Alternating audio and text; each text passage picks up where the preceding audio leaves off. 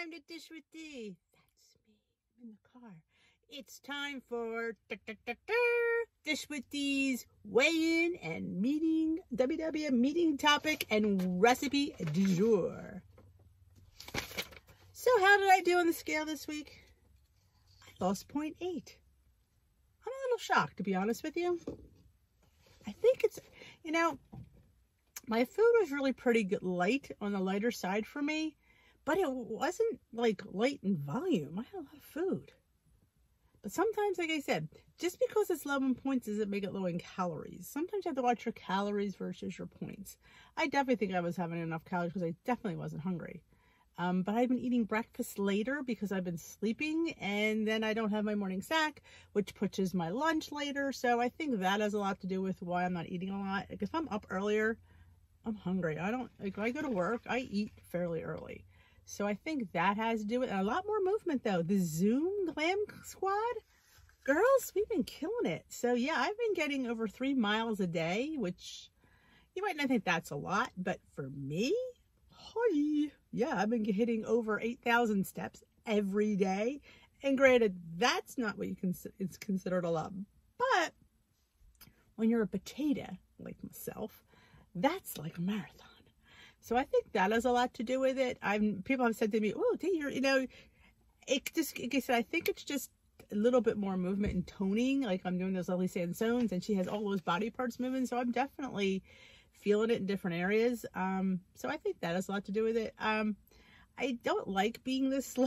It sounds weird. I'm 153 pounds, which in God's green earth is not low, but for me, it's anorexic.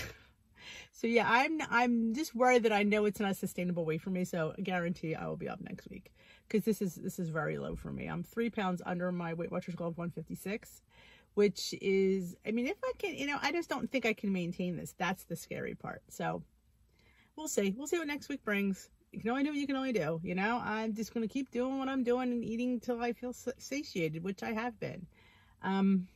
I did have a fantastic breakfast this morning, which you will see later in my What I Eat a Day. It's only 2 points. But it was a whole plate of food. It was stuffed French toast. I know. I mean, like I said, just because it's 0 points doesn't make it 0 calories. I had a half a cup of Greek yogurt in there. I had a little bit of sugar-free pudding mix. I had strawberries. I had a little bit of Ready Whip. I had some toast, you know, which you make it with an egg. So yeah, it was definitely I'm stuffed. It was so good. I had some of my chia seed jam on there. I'm telling you. All right, what is the topic of the week, Dee? Get to it. Thank you, I will. It is making habit change happen. Habits are funny things. Like when we get into a habit, we can handle things. Like I suffered severely from reflux, so I couldn't eat after dinner. I would be up all night sick. So I knew I couldn't eat because I knew I'd be sick. And then, trust me when I tell you, that helps. So now I don't suffer from it anymore, but having suffered for quite several years, I mean, I probably suffered 7-8 years with it. I don't think about eating. I just don't think about it. Am I hungry? I don't think about it because my body knows Denise doesn't eat after dinner because she used to get sick. So it's a habit. So I really don't, I mean, if we go out for ice cream or something, yeah, I'll indulge. But on the whole, or maybe if my husband makes popcorn, I'll have some. But the whole, I don't go looking for it. So that's like habits, they happen, and sometimes they're good. So it says make habit change happen. Brushing your teeth is a healthy behavior that you don't even think you have to think about. But the point in your life, it wasn't second nature. It took you practice until one day it just is automatic. How did it happen? How can you apply the same techniques to other habits that you want to develop, like healthy eating or staying active, to create a habit loop? What to do? For example, use the habit loop below to turn behavior into a habit. Start by choosing the behavior, then identifying the cue that make sure there's a reward. Like my Glam Squad, it's becoming a habit that we do it every day at 11 o'clock. It's been 5 weeks. 5 weeks of Denise walking a mile at 11 o'clock. My body's used to it. So I don't know if it looks forward. I don't really look forward to it, but I know it's coming, so I know it's a habit. It's funny to say that. The cue. Pinpoint something in your usual routine that will trigger you to do the behavior. When I finish breakfast each morning, I'll head to the bathroom and brush my teeth. The behavior. Doable, quick behavior like brushing your teeth are most effective for creating habits. So choose a simple action you can do each day that takes fewer than 5 minutes. Practice it every time you have the cue. If it's going to take you long, you're not going to do it. But something like this will take you seconds and you will definitely do it. The reward.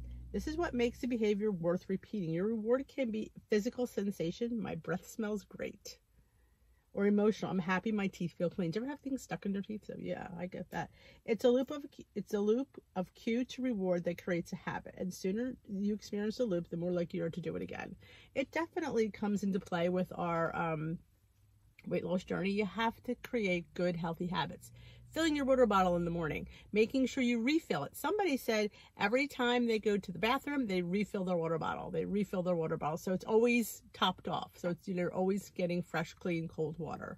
And you're always drinking more because you want to empty that water bottle. Other things that become a habit, like I said, eating after dinner for me was one of them. Unless I always feel like I'm less active at night. I mean, but unless and find the want versus the need. Do I want it or do I need it? Am I truly hungry? If you're truly hungry, eat a little something. If you just want to nibble because it's a habit or you see other people eating and that triggers you to want to eat, that's not really a reason to eat. Eat, like I said, I had to come, head hunger versus tummy hunger. There is a difference. The want versus the need. Is it hard to figure out? Yes, because sometimes we don't know the difference. But eventually you will get those cues and try to listen to your body and not your head all the time. Listen to your tummy. Easy? No. Doable? Yes. So, I mean, like I said, I could do it. I know you can do it. Does it take practice? Yes. Does it take work? Yes. Does it take conscious thinking? Yes. So this whole journey does. So you have to consciously make efforts to change your behavior and change your habits. It can be done. It definitely takes work because I was ingrained to constantly eat whenever I wanted and when I wanted. I had to change that into eating when it was time to eat.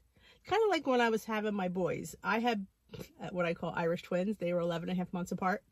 So they were on feeding schedules. It was easier for me to feed them on my time than their time. So they didn't tell me when to eat. I told them, so they got into the habit of when they wanted, when they were time to eat. They knew that it was 10 o'clock for a bottle, 12 o'clock. That was how I was able to keep focused and keep, because there's 2 of them and they were both babies and I had to be able to juggle both of them. I was by myself. My husband was at work. So I had to do it, all day by myself. So I had to have them on a schedule and it worked. They were on a food schedule, they were on a sleep schedule, and, I trained them. We're trainable people. If you just put the effort and work into it, you can be trained. It does. So, so that's how I kind of have attacked Weight Watchers as well. Being on a schedule of when I eat. I only eat at certain times. I eat breakfast at a certain time. I eat lunch at a certain time. And I eat dinner. You'll know Dee does not eat after 6. Dinner is between 5 and 5:30. My family knows that. They come down at 5 o'clock. Where's dinner? Because they know I eat between 5 and 5:30. That's just how I, keep a schedule so I can function. But I feel like it's a glare in here. I don't know if that's going to help. Hope it's not a glare. Ooh. Maybe I'll continue this. But that's actually the end of the topic. It's just finding a healthy habit, sticking to it, and making it a habit. Dish with Dee is here for you for support every night, 8 o'clock on her channel for Tea with Dee. Come join us. Come learn habits. Come share with other people who are going through the same thing you are. You are not alone in this. You are amongst a crowd of people. We are the norm around here. So come here to the channel, Tea with Dee. If you haven't already joined my Facebook group, listed in the description box below. Dish with Dee's Waist Watching Warriors. I highly encourage that as well. If you like my weigh-in and meeting topic, give me a thumbs up. And if you haven't already subscribed, please hit that subscribe button, hit that notification bell, let you know when I upload. Have a great day, and let me know how you did in your weight loss journey this week. Have a great day.